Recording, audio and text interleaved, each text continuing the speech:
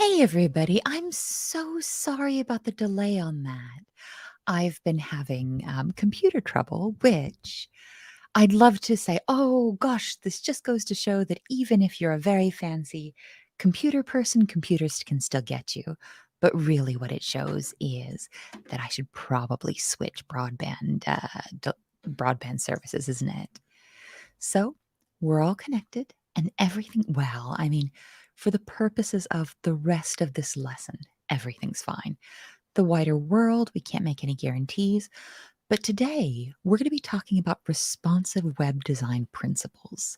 And this is going to be relatively laid back. If you're part of the bootcamp and you've been with us the whole time, you might remember that when we did HTML, there were like 40 or 50 different lessons we had to learn. And we did CSS, it was, what was it, 1.5 million? And today, we're only going to do 4. And that's pretty laid back, isn't it? And what we're going to be talking about today is responsive web design. We say, well, Jess, what we've been working from is the responsive web design curriculum. Haven't we been doing responsive web design this whole time? And I'm like, yes, you're absolutely right. You absolutely have. But what we're doing today is we're looking at the principles specifically behind responsiveness. And responsiveness is really important. So the HTML we learned lets us build websites, including responsive websites. And the CSS we learned lets us build websites, including responsive websites. But responsiveness itself means that when your users, oh, hey, good afternoon, hon. When your users come and interact with your websites, and when I say your websites, I mean the one you're going to build, they're going to be coming at it from a bunch of different viewports. And we're going to be talking about viewports a lot today. If they're on a phone, I it's my first new phone in 10 years. If it's not even the new one. If they're coming on a phone, the viewport is going to be the size of the phone. That's the maximum viewport where they can see your website and interact with it. If they're looking at your website on a laptop, the viewport is going to be the size of the window that they're joining you from. So we're going to be looking at how to design websites that respond so that change, of course, it's not magic, but just to make things easier, we're going to say, well, responsive web design sort of magically changes to meet the size of the viewport your user's using. It also changes you can make changes to say, oh, if somebody has a very fancy display, give them a very fancy experience. And we're going to learn that in these 4 today. What we're also going to take a look at is we're going to take a look at the first project at the end of the free code camp curriculum. So you hopefully remember that there are these 5 projects, and you're going to have to do these on your own. We're not going to help you. I mean, we'll help a little bit. The last session's all about question and answer for the projects. We won't abandon you. So we're going to hustle through these 4 little lessons. And then we're going to talk about that first project, because if you're joining us now and you've been through the rest of the boot camp or the rest of the curriculum on your own, you already have all the skills you need to finish that first one. So the first thing we're going to do is create a media query. And media queries are kind of new. They came out in CSS3. What's CSS3? CSS3 is just like HTML5, or it's the newest emerging version of the CSS language. Cool. And CSS3 gives us media queries so that we're able to automatically change the presentation of content based on different viewport sizes. And remember, we just learned that viewports are the size of the device, usually if we're talking about phones, or the browser. I mean, conceptually, on a phone, your browser is generally the size of the whole device, so same deal. Or the size of the browser. So really, the window that your user is using to look onto your website. And that's I stole that from the last class. That was somebody very, very clever and very useful who suggested talking about it like windows. So media queries mean that you give your computer a media type, And if the device you're talking to recognizes the same media type, it'll say, cool, I know what this is. I'm going to go ahead and apply these styles or these rules based on what you've given me. If I could ask my incredibly capable colleague to go ahead and throw up the MDN for media queries, I'd really appreciate that. It'll keep me lazy. For those of you joining us or joining the replay, I almost said my favorite colleague. That's not fair to the other ones. One of my very favorite people, it's much safer. Mervyn is joining us today and helping out. So Matchstore is asking, what if the media isn't recognized? And this is a really, oh heck, we both clicked that at the same time. This is a really good question. So and I'm going to use imaginary terms here, this isn't real. If I specify a banana media type, and I'm sending this to a device that doesn't recognize the banana media type, it's just not going to apply these styling rules. And we're not even, I know Mervyn is the best, isn't he? Mervyn's too modest, so I'm going to click on this. Mervyn's wonderful. And we're actually not going to specify the media type here because it's just sort of implied that what we're doing is HTML. I'm really excited about this because remember when we learned about animations and keyframes with CSS, we got to start with that big old at sign. And we're going to be doing this again for media. So we haven't learned that syntax just for that one thing. I'm going to say at media. I know, I'm reasonably sure that this is the syntax. We're looking at this example and it says media. Here we've got max width is 100 pixels and then the rules. And this is really interesting. So what this is saying is, hey, and here it says, here's an example of a media query that returns this content when the device's width is less than or equal to 100 pixels. So I'm going to copy and paste this over just so we can look at this together. So here, there we go. What this is saying is I'm saying, CSS, hello CSS, at media. So I'm giving you a media rule. And what I'm saying here is, if you encounter a viewport that's less than 100 pixels, so if my user is looking at this website, here the media, it's on an HTML page. We think the media type is going to be HTML. We'll leave that implied. Here we can say, hey, if my user is looking at a viewport that's 100 pixels or less, pretty tiny, apply these rules. And I think I'm trying to think of a viewport that would be 100 pixels or less. How many pixels are smartwatches? Ooh, let's check. How many? Oh no, somebody give me the name of a smartwatch. How many pixels is a Apple Watch? Oh, an Apple Watch is like 450 by 370 pixels. So that's like much smaller even than a smartwatch. So if here I'm saying, oh, if my user's looking at this at the bitty viewport, apply these rules. Ooh, and I imagine at that point the rules would be make everything very small. So saying max width says, hey, if it's this width or smaller. Similarly, minimum height would say, hey, if it's this height or bigger, apply these rules. So we're going to add a media query and we're going to have it set up some rules just for the P tag. And I did this wrong yesterday, so y'all are going to have to keep on me. At media. Feel okay there? Ooh, loading chunk failed. Okay, cool. So what we've got here is an error that has nothing to do with us. Sometimes when we got an error that's weird, we're just going to refresh this. It's not going to hurt us. It's not going to hurt anything. now our tests are clean. And if you've ever seen this where you said, oh, hey, I'm not doing JavaScript, but Free Code Camp is giving me some errors that say something, something JavaScript. Let's just go ahead and refresh. Everybody makes mistakes, and it looks like the Free Code Camp was giving us a little bit of a mistake this time.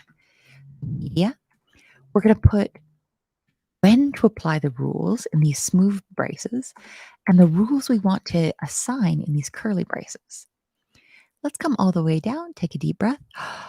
Whew. So we want it when it's less than or equal to 800 pixels. Less than or equal to. So here, and that's when the height is less than or equal to. Here, min height means when it's equal to or more. Okay. So we don't want that. And here, maximum width is when it's this width or less. So I think if we combine these two concepts, maybe what we want is max height. Does that feel kind of okay? And what we're going to do here is we're going to set a rule that says, hey, when the maximum height of your device, your user's device is, oh, you know what? I actually have to set what maximum height I want. Is it 800 pixels? You all are so patient to put up with me all the time. All right. Do you feel like that format is okay? That feels okay, right? Media, max height, 800 pixels. Let's see. So here, we want to set a rule that only applies to the P tag. So we're actually going to create a selector inside this media rule. And that feels a little weird, doesn't it?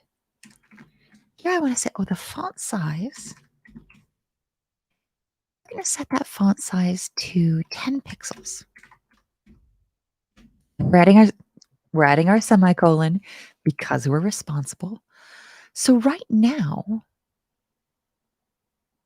Matt is asking what's at media. So that, this is a really good conceptual question, isn't it? I'd say that saying at media here is like a meta selector. So I'm just saying to the browser, hey, I've got some rules to apply only when there's specific height or width, or I've got rules to apply when there's something going on with the size of the viewport. So the at media is just me saying, I got some media related rules. And then we said, okay, well, these media related rules, they're only going to kick in if this condition is met. And this kind of thinking, hi, I have something that I'd like to tell you, browser or program. And then say, well, you know what? If you hit these certain conditions, we're going to do this other thing. If not, it's chill. Don't worry about it. And let's go ahead and see if we can. Does this work? Does resizing this does nothing but annoy y'all. But it does look like maximum height of 800 pixels. Let's see if that's actually what it wanted. Oh, hey, Catherine. Thank you so much for joining us. You're always a gift. And joyously, relaxingly, because we've only got 4 problems today, we're 25% of the way complete. Everything's chill. Everything's going to stay chill. Now, we're going to make our images responsive. And when we say we're making our images responsive, I mean that, and I'm please don't get too dizzy. I know this is going to be annoying. When I drag my browser, when I change, when we think about our viewport, here we've got our instructions. That's fine. That makes sense. Here we've got our code. Here we've got our code. Here we've got our test. Really, our viewport is this one all the way on the right, isn't it? So that's our viewport. That's our preview. But that's really sort of analogous to a viewport here. And these images are not responsive. And I really like, I'm going to say trick. I really like the rule. Wow. Trick if you're feeling fun, rules if you're feeling schoolish. But making images responsive in CSS just comes down to I know saying just when you're learning can be very, very bold. But this one literally is just do this one thing. The code you'll use to make an image responsive is the exact same every time. And you say, oh, do I have to memorize this? Well, you can, or you can just look it up. Make an image responsive CSS. And some helpful website is going to spit out this code for you. So the maximum width of 100% means that the image will never go over the viewport. It will never go over the container it's in. And setting the height to auto means that as the width adjusts itself to the size of the viewport, the size of the container it's in, that the height will automatically rescale as well. So I think if we want to make these images responsive, and you know what, I'm gonna zip this a little bit more because now that I've done that, you can see we've got 2 rows of images. The first one we're going to make responsive, and the second one is going to stay non-responsive. Can y'all guess what's going to happen to these responsive images? And while you all guess, while you all yell at me, I hope, I'm going to show you what all of this looks like. So we've got 1, 2, 3, 4. We've got 4 images, the free Code Camp sticker pack. What do we think it's going to look like if I make the top row of images responsive? And while hopefully you all are yelling at me, I'm going to do that. And it's going to click so fast. Reset to 100%. And watch, as soon as I do this, oh, you know what? I'm going to ask 2 questions. What do we think happened here? So before I put the percentage sign, they were little tiny bitty babies. That's weird, isn't it? So by default, when you're setting the size of something in CSS, if you don't put a measurement, CSS says, bet you mean pixels. And here, we don't mean pixels. Here, I want 100%. And because these are a circle, I think the height automatically takes care of itself. So that's not going to change much. But this code we've done right here, max width equals 100% and height to auto, is going to make any of your CSS images responsive. Now, just to make everybody dizzy, so what's actually done by auto? Matt, sure, this is such a good question. So here, it's a little bit difficult to see because the images are the same height as width. Actually, what happens if I get rid of height auto? Yeah, because they're circles. They resize the same way. Hoping maybe heck, better example. So imagine I've got a picture of a sausage dog. And a sausage dog is a very long, thin dog. And I say, hey, I want to adjust the maximum width so that this hot dog, like even as I resize my browser, my picture of my sausage dog never goes out of the viewport. What I could do, because in that case, I'm just adjusting the width, I could wind up with a very squashed looking sausage dog where the width is squished in or the width is stretched out, but the height remains the same. By saying, hey, I want you to put the maximum width of this sausage dog to the viewport size. I also want you to adjust the height to keep it in proportion. So that means we're shrinking the whole image, both width and height in proportion, instead of just squishing the match store. You're perfect. So the aspect ratio could potentially change if we set the maximum width, but didn't set the height to auto. Yeah. And setting height to auto means like, hey, let's keep this in proportion. You're absolutely right. And that actually says it. That's a much better way to frame it than I managed to. Look at this, my loves. We are 50% of the way complete. Let's say hypothetically, your user is well fancy. Your user just bought the newest did Apple just release new fancy laptops? So your user has the newest, fanciest Retina display, and I'm a bit jealous of them, but you want to make sure that they have a nice time with that. So we want to go ahead and use a Retina image for higher resolution displays. And this is going to feel like a little bit of a cheat. So we're going to change the height and width again, but we're going to change the values to only half of what the actual image is. So let's go ahead and I've got two little points in here, which I'm excited about. So I'm going to grab this rule from the example. Oh, sorry, that because it says image, it changed our image. But I'm also going to get this example, this example image.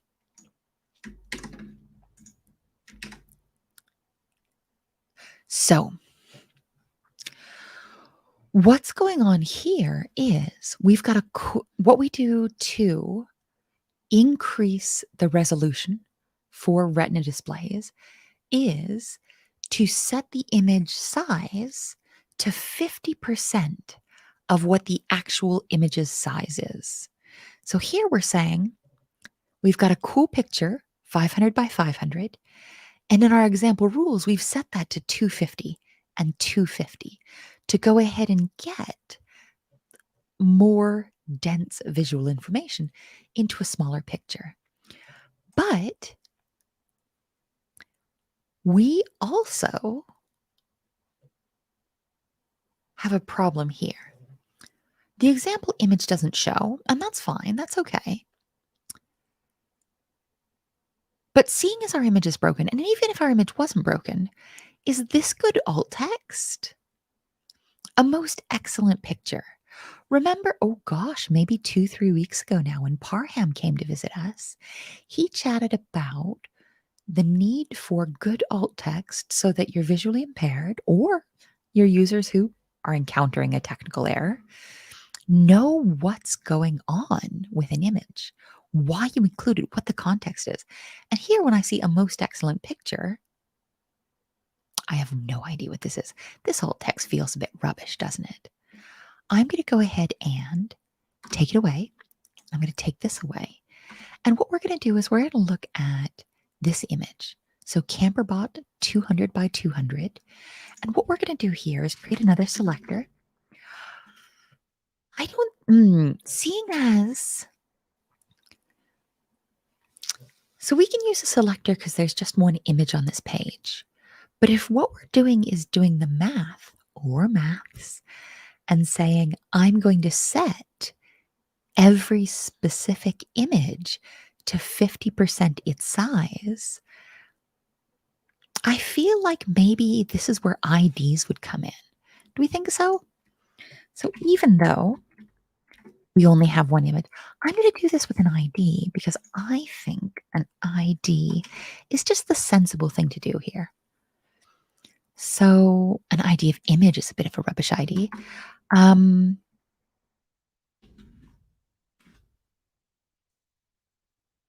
Let's set the ID to Camperbot.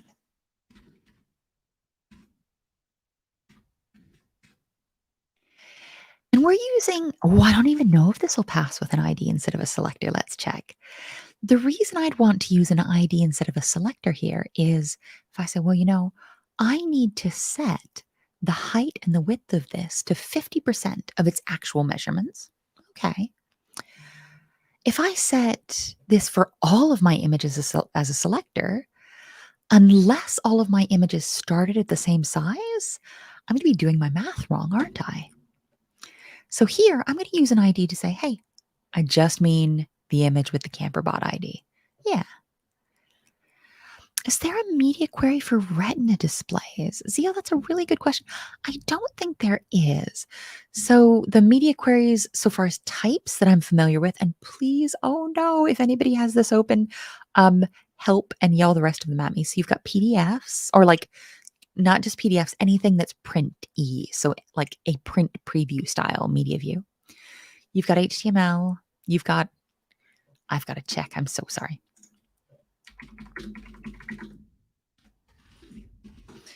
Media types in CSS using media queries. Come on. Oh, media types. So all, chill for any device. Print is paged material or documents viewed in print preview mode, like PDFs. Screens, so the stuff you generally see. And speech, so meant for speech synthesizers or screen readers, for example. So all, anything. Print for stuff that feels print previewy or paged media. Screen for most of the stuff we think at when we look at it, and speech for the stuff you're going to hear. Ah, thank you very much for this super good question. I mean, I don't know enough about Retina displays. Maybe it's super fancy. Maybe we're all missing out. But I'm not spending $4,000 on a computer. I love you all, and I want you to have the best education I can provide, and that involves me not spending all of my money on a computer. So we're gonna say Camperbot, and we're gonna set the height to 50% of the actual height. The actual height and width, the actual width and height are 200 and 200, and this keeps this a little easy for us, doesn't it? 100. Width here is 100. Ooh, and do you know what? I'm being terrible. So this is to preview that this would look very, very good, potentially, on a Retina screen. But here we've got 100 pixels. And here 100 pixels is the default. It gave us pixels anyway, but we want to be super responsible and specify them, don't we? I bet we're going to push go on this. And what's going to happen is it's going to tell us we are completely done. Oh, wait. I'm getting well ahead of myself. There's one more with responsive web design principles. Now, we are going to make it so we can stretch and crunch text. So right now, look at this. I can mess with this. I mean, it stretches and crunches automatically, but we can go ahead and set some rules based on the viewport size. And remember, we've learned about a bunch of different units in web development already. So we learned about, come on, yell 'em. Tell me what kinds of units we've already learned in web development.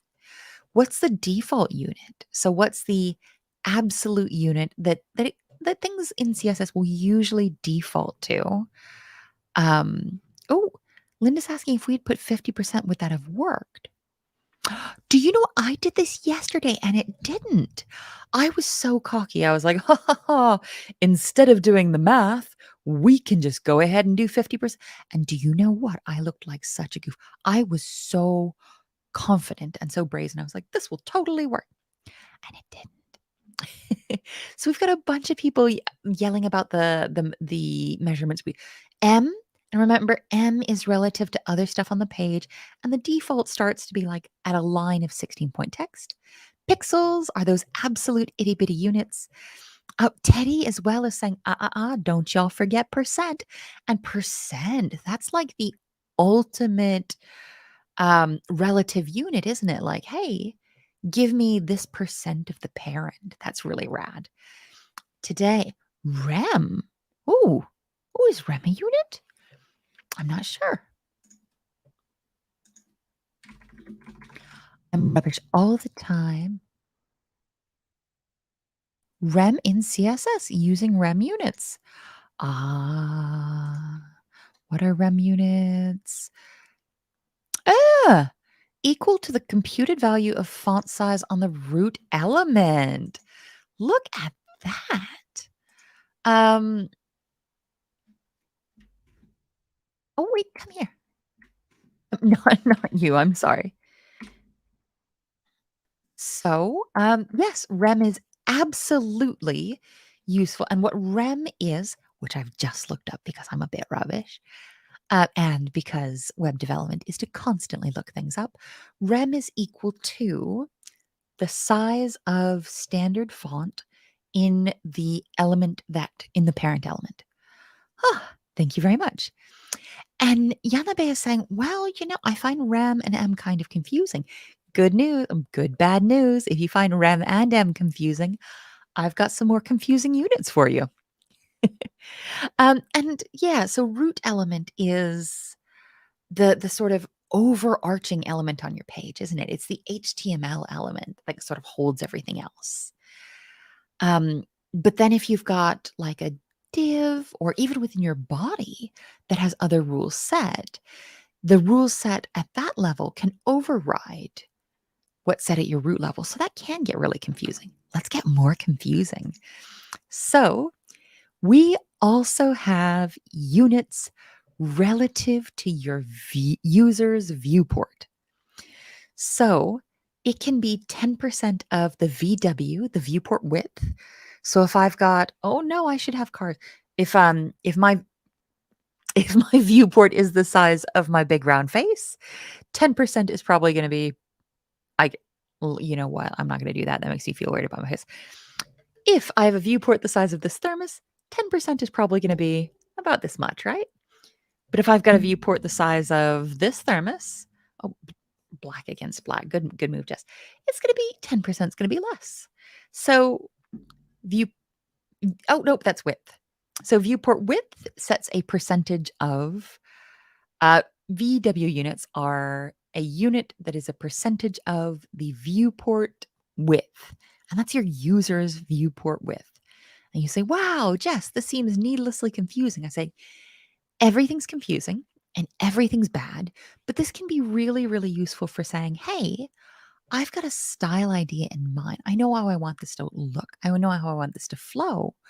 I want to keep this in the same general place, regardless of what my users' viewpoint.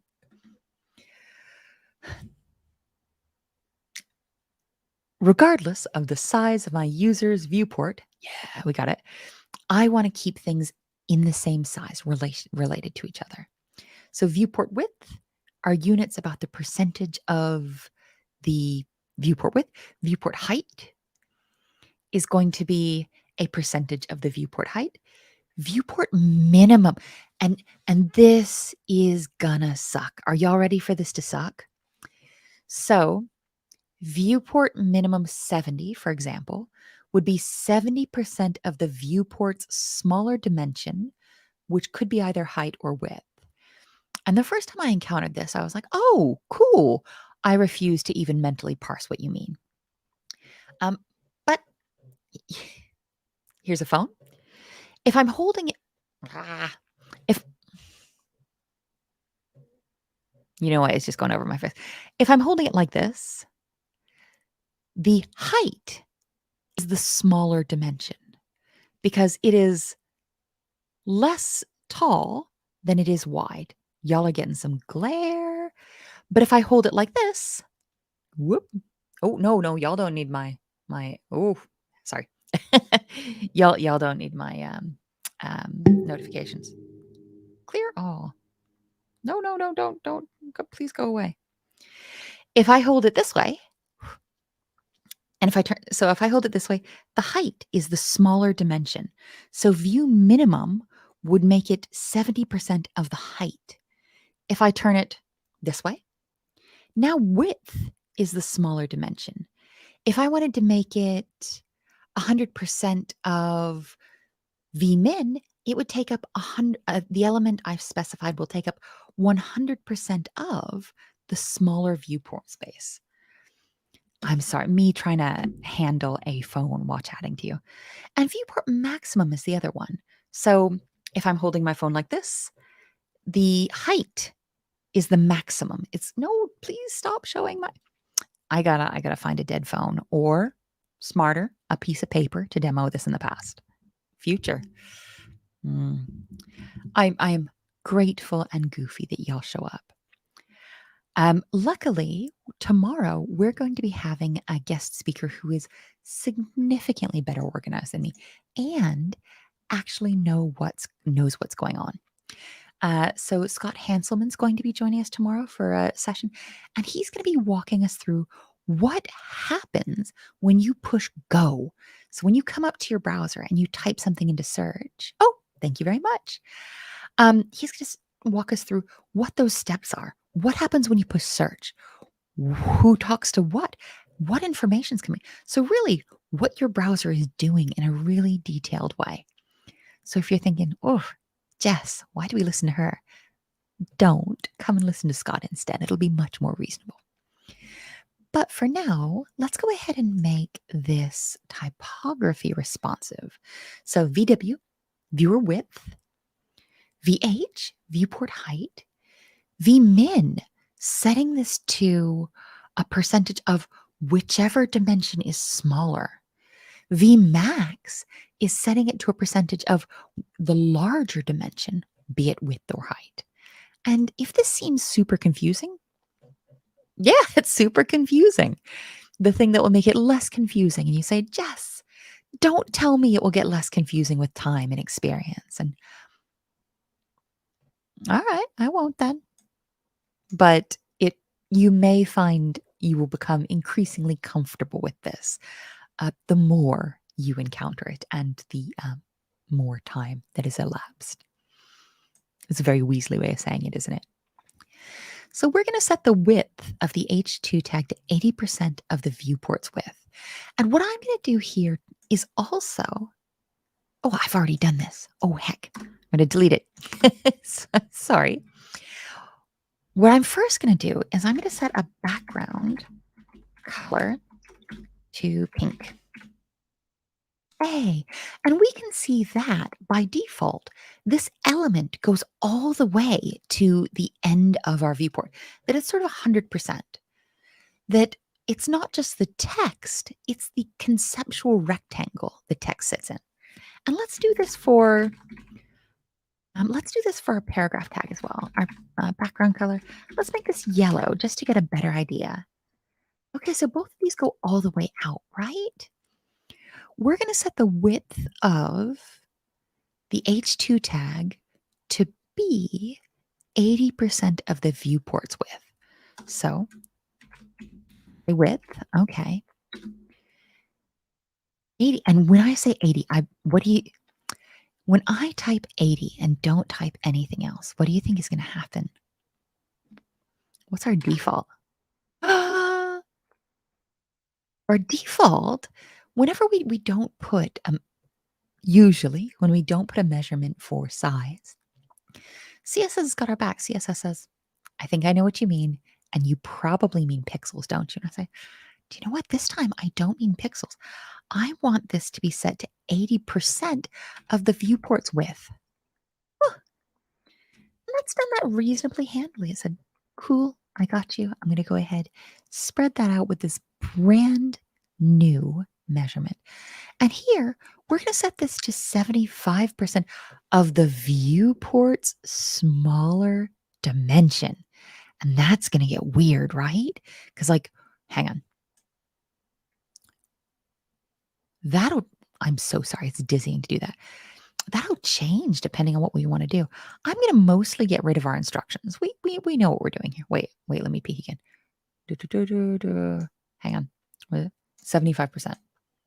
And that would be Vmin, wouldn't it? Let's kick you over. And let's change it so that this is wider than it is tall. Yeah. We're just sort of goofing about here. So I'm going to set this to the width is going to be, it was 75, wasn't it? And we see that jump because it thinks we mean pixels. And we don't mean pixels. Vmin. Ooh. Now, so we've got 75% of the smaller one, which we're a little bit square here, but I think that's going to be height. So we'll keep messing with it, and it's going to keep taking up about 75%. What happens if we change the smaller dimension to width?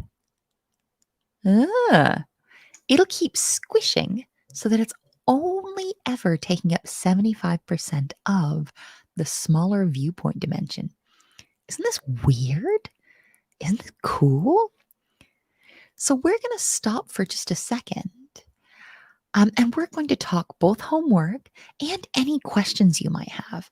And one other thing we're going to do is we're going to take a look at our first project. So it's all super, super chill. Everything's fine. Everything's going to be fine. But does anybody have any questions or anything we can go over? You can ask these questions anytime. Oh, I almost forgot. I flat out told you we're going to talk about your homework. So I'm gently rubbish at Flexbox, which is the next unit we're going to look at. If you don't mind, it would be a huge help if you could try and go ahead and get all the way through the Flexbox material. Does that feel all right? And because today is a short session, if you've got that extra time, I'd love to see if you can finish up the tribute page as well. That feels like an incredible amount of work, but I believe you. Oh, Masha, why does the scroll bar appear if you use 100? Wow, why? Oh no, you can't tease that and say, "Oh, I figured out this thing," and not share. I mean, you can.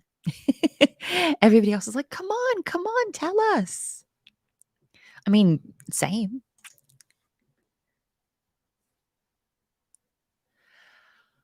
Oh, 100% of the view height is the full screen area, but now the full screen area is within the selector box. So you never, so never use 100 VH. You can use like 99.9, 99.5. This is a beautiful tip.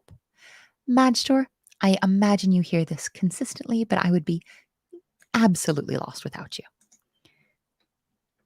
So I'm going to come in and, it depends on how many selectors you have. And that, yep, the H2 is going to take up some space as well, isn't it? So it's 100% of everything. That's going to mess everything up. What? Linda's saying you're already done with the tribute page? So do you know what? Here's what you get for fessing up that you've gone ahead and done. You know what your homework is to go ahead and start getting through the next one. And if I can keep being mean to you, go ahead and yell some things at me while we're working on this. So here, we're going to be working in a different sandbox. Remember that a sandbox is a slightly artificial coding environment where they abstract away or remove some of the complexities to let you put your hands on the code right away. So we are getting out of our free code camp sam, but we're going to another sandbox, and that's okay. When you're a learner, sandboxes are really chill. And as a deeply lazy person, sandboxes stay pretty chill. So, look how old this photo is. I'm going to come to this sandbox, which we use for our projects, which is called CodePen. And I'm going to start a new one. I'm just going to start breaking down how I would start looking at this project, because this isn't like the other projects we have. First of all, we're going to a completely different tool to write this. How scary, how cool. But secondly, our assignments, we don't have the little tick, tick, tick tester. Our assignment is written like this in user stories, which you might have in a real life web development job. So here we've got these users, and let's go through them. Oh, no, Linda, I'm just being mean. It's okay. Please do speak up. I'm really excited to hear that you've gotten through the projects already. So our first user story, our first sort of assignment to tick off is that it should have an element with the ID of main, and all of our other elements should be inside this element. All right. And we should have an element with a corresponding ID of title. And someone yesterday asked me, and this was such a good question, why do we have all these IDs? I say, oh, this is a good question. The checking. So you're going to get this checked when you're finished with it, but a robot's going to check it to you. Very similar, check it for you. Very similar to the automated testing in Free Code Camp. And that's going to look for these IDs to make it happen. So, 4 hours, that's ages, babe. User story 3, you should have a div element that has the ID image div. I bet I know what we're going to do next. Use story 4 within the image div element. Put an image element with the corresponding ID image. Within the image div, I should see an element with the corresponding ID image div caption that contains textual content describing the image shown in image div.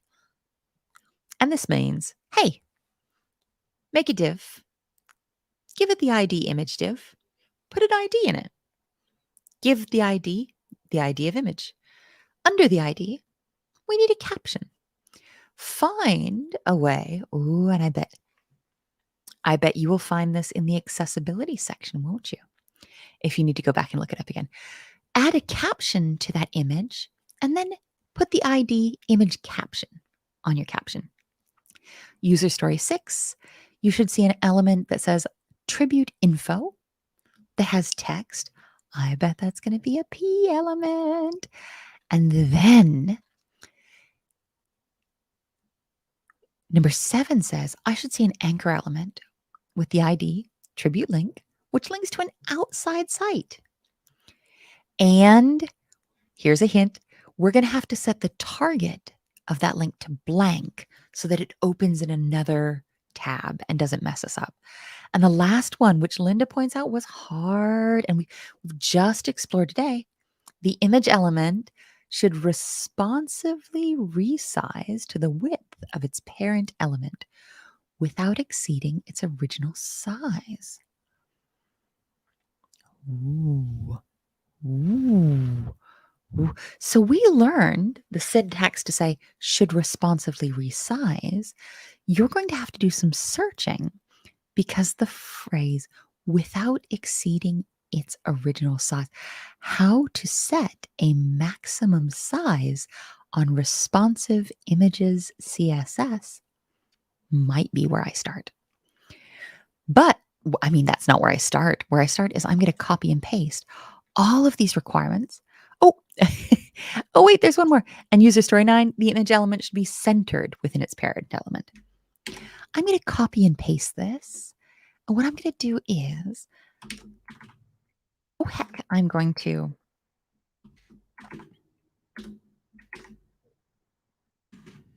going to make a big old comment. My comment has all of my requirements in it. And I find that this is a really good way of tackling these assignments. And I want to talk to you a little bit about the abstraction that's going on here with CodePen. So think of what we're looking at here as a folder, and it's not a folder on your computer, it's a folder in the cloud. But think of this as a folder with 3 different files. You've got an HTML file, you've got a CSS file, and you've got a JavaScript file. And if you were doing this locally, so on your machine instead of in the sandbox, that's really what you would have. So you would create a folder or a repo, or you would create a space for your project, and then you would create a either index.html or tribute.html file. You can name it whatever you want. Index is just what the convention is for top-level websites, top-level web pages on a site. And I thought tribute would probably be an understandable, human-readable file name. You would have a styles.css. And we're not going to deal with JavaScript yet. We're going to minimize.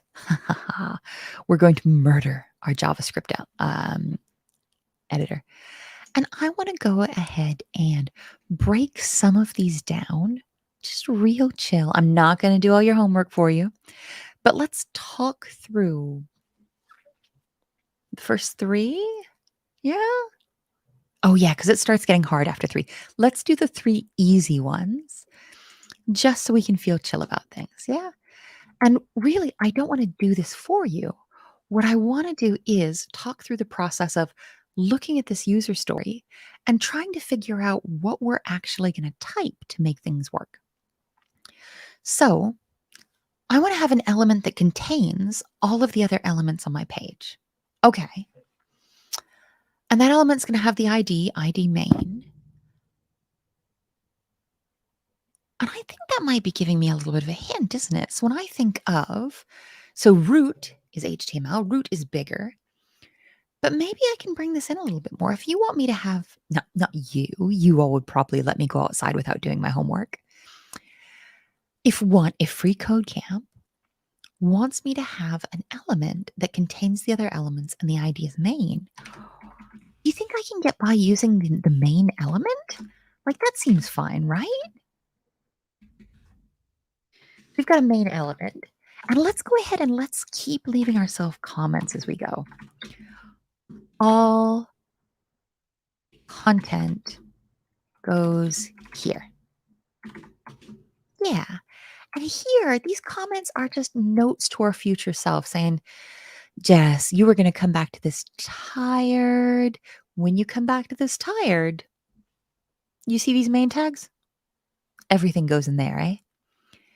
And here it says, okay, we should have an element that can contain all of our other elements, up, but it's got to have the ID equals main.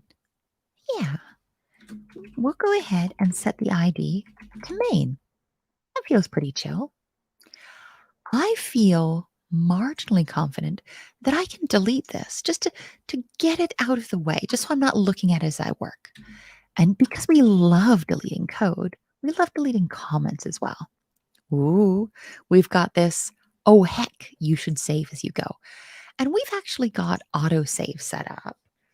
But it's really good practice to press save and press save because now, oh, wait, can't put on private. When you're working on locally, you do need to push save, or literally push it to the GitHub repo in order to keep up to date. So we've got our ID of main and all the content's going to go in there, and that's real chill. Our user story 2 is saying, hey, I want an ID of title, which contains the string that describes the subject of the tribute page. Okay.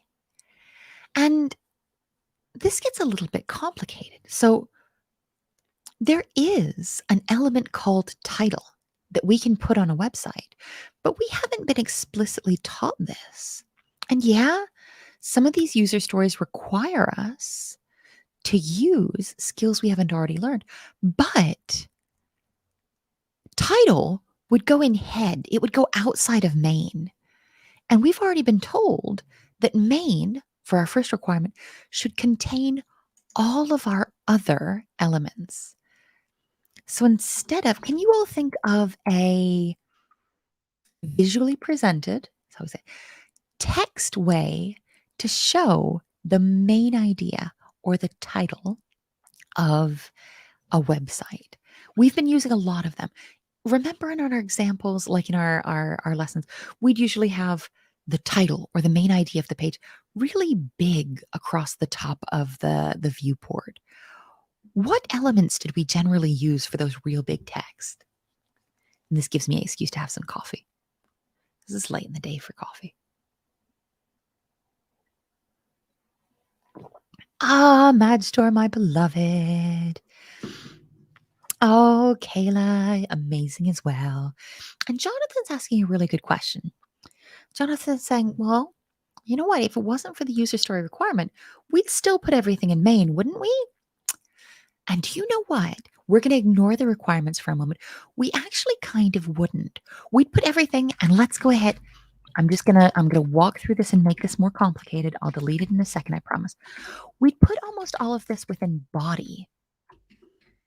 The body is the usually the parent element of main, but the story requirement says, we want main to be your mama element. I mean, technically, I think we could use the ID of main with body, but that would get confusing. So header and footer and nav, those are above and below main. This is such a good question. Madstore is asking as well, hey, where's my HTML element? This is still abstracted. So we've abstracted away things like HTML elements. We've abstracted things away like head. So it's still a little bit artificial. I bet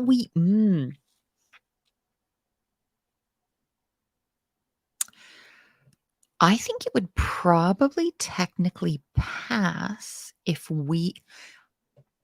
y'all are going to make me do this in like a proper semantic way, and I absolutely non-sarcastically love you for it. For those of you who think this is super weird, you don't have. I'm giving you spoilers.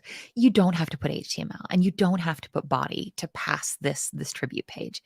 But as Yanabe points out, I mean, the user story here is not using great semantic HTML. And if we're a purist, we want to go ahead and write this as well as we can.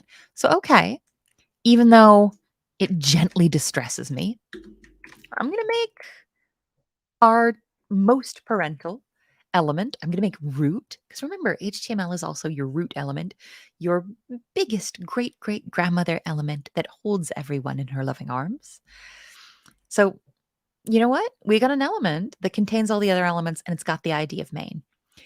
I confess that it deeply distresses me to have a main element and the ID of main on something else, but that's just me being real weird. So, and we're going to come back to Jonathan's question to say, well, even though we think that it was steering us at doing main, would header and nav and footer live in main? And do you know what? They usually don't. So header is usually up here. You make a really good point where I'm going to save mean to me code pen. Jog on. And actually, when this is much more semantically correct, what Jonathan's steering us at, body, we're between main and body, let's put our footer and our footer.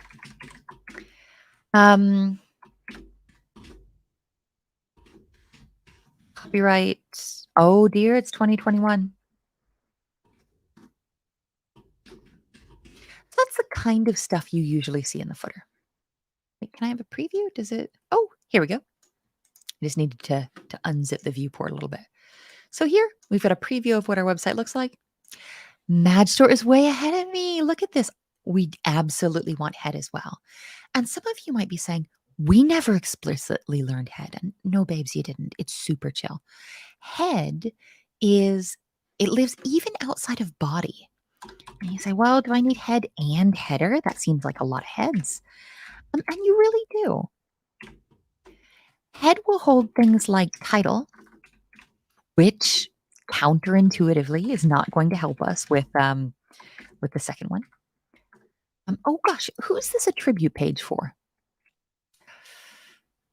Oh, do you know who's rad? Do y'all know about, and this is exactly what I did last time. I'm not going to Google for DuckDuckGo. Come on, default browsers. This is a vicious lesson in changing.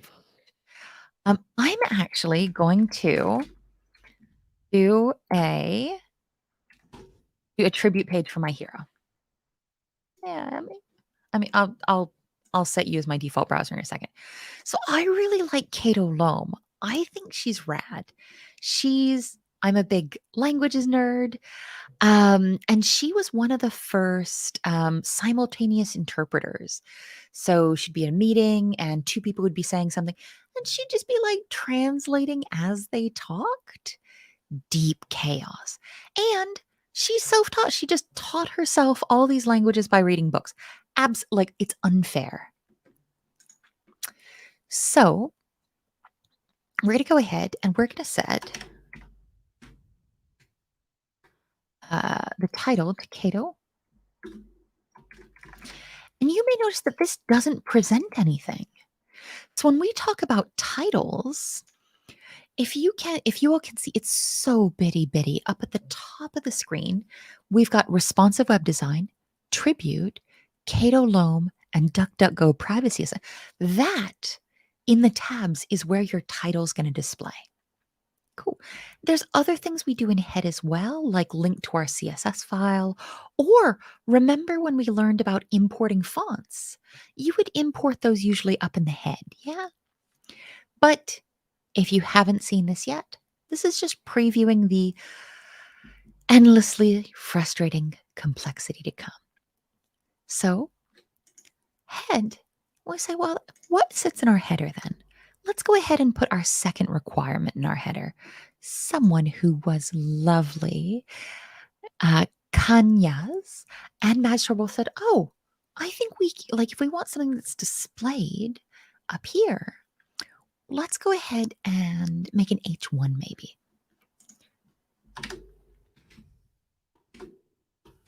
And we're going to close it right away. Oh gosh, wait.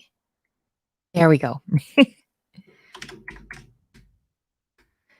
Cato, putting the correct accents down is polite. And does this meet our requirements for user story 2? I should see an element with the corresponding ID of title that contains a string or text that describes the subject of the tribute page. And do you know what? So what we're missing is that ID. And I think we could put the ID here in title, or I think we could put the ID here. I think, and we'd have to test this and see what it accepts. But it looks like we've got some options here. And I could be wrong. Maybe the tester will hate this. We're going to come down. I see an element with the corresponding ID of title that contains a string, so some text, that describes the subject of the tribute page. Cool. I think we can delete this. That feels okay. It's not that we know it's done. It hasn't been tested, but we're just moving it out of our workflow, just for now. And this is the last one we're going to do together because I'm mean. And if yours doesn't have all of this HTML tag and body tag and footer, don't worry about it. You can go ahead and build up more if you feel comfortable or if you want extra praise. Or you can go ahead and keep it a bit more stripped back and just pass the tests.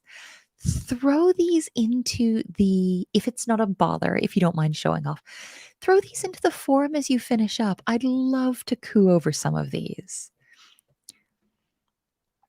So the last one we're going to do is we're going to create a div element with the corresponding ID. So the ID that matches image div. And while I'm doing that, you all let me know if you have any questions at all, because after this, I'm going to go take a nap. Such a lazy, such a terrible teacher, effectively the worst person in all the land. We've got our div.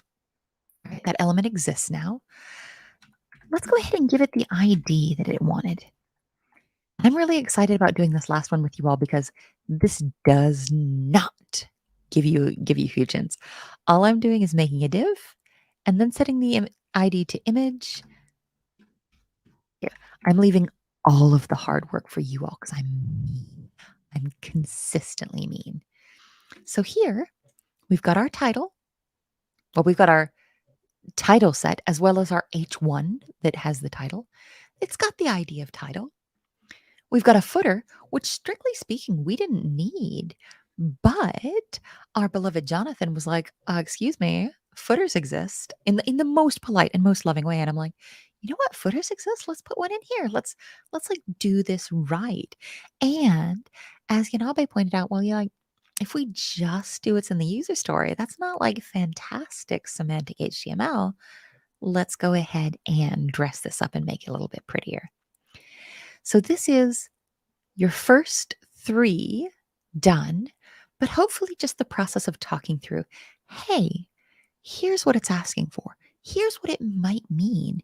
Here's what I might explore. Does anybody have any more questions I can help you all with today? Or, oh gosh, and I almost forgot your most important homework, which is the most important homework you get every single week, which is if it's the morning, you are absolutely required to have the easiest whole day that you can have. If it's the afternoon for you, you have to have the easiest rest of the day you can have.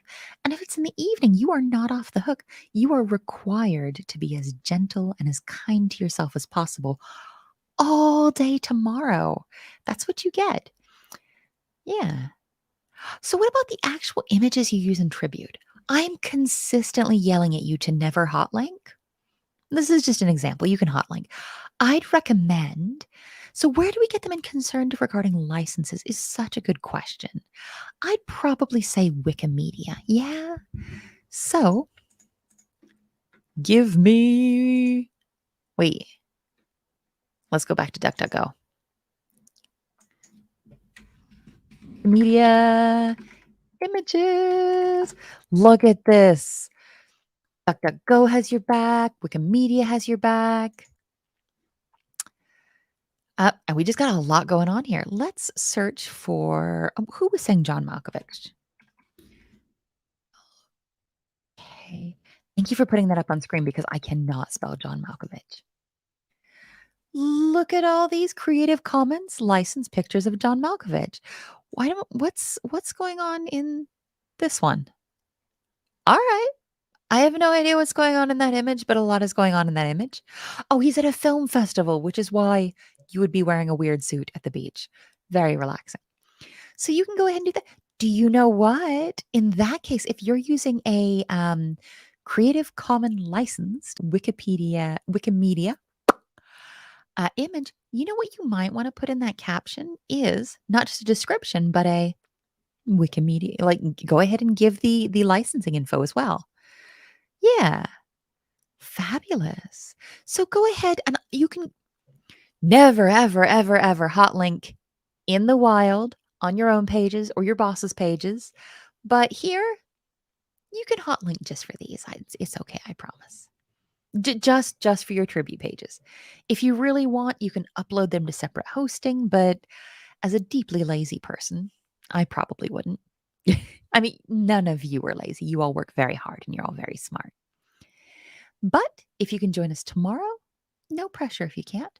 It'll be a little bit later than this. So what time is it now? We will start 3 hours and 15 minutes from this time, wherever you are. And we're going to be looking at really what your browser is doing under the hood when you make a request. Don't forget your homework is to finish all of Flexbox because I'm the meanest teacher. And if you haven't finished the tribute page, go ahead and try. Oh yeah, so you can't so I'm not telling you can link from Wikimedia, but it would be a very efficient, very quick way to get the project done, wouldn't it? It's a bit of a wink, wink, nudge, nudge. So yeah, you might could. If you really want to, if you want to go all out, you could get some hosting or find some hosting and buy some hosting or buy some hosting and put up the image again. But because these are project pages and they're not going to be serving a lot up, I think you might be able to get away with hot linking to it.